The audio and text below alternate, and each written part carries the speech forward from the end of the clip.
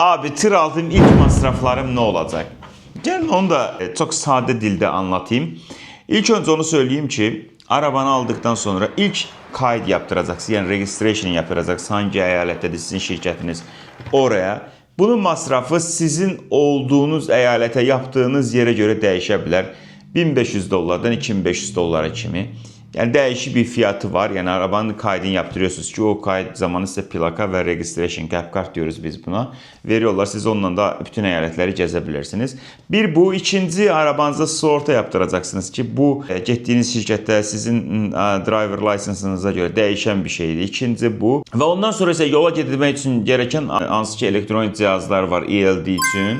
Bir iPad alacaksınız. Samsung'dan alsanız 250 dolarlık bir şeydi. Garmin alacaksınızsa o da Garmin'de fiyatı 450-500 dolarlık bir şeydi.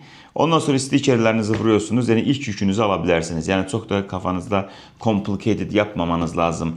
Bu şeyleriniz olsa yolda da birçok şeyleri toparlayıp düzeltebiliyorsunuz. İlk masraflarınız bunlar olacak. Sizler de hesap yaparsınız. Bana da söylersiniz ne kadar para söyledim. Kendinize iyi bakın. Görüşürüz.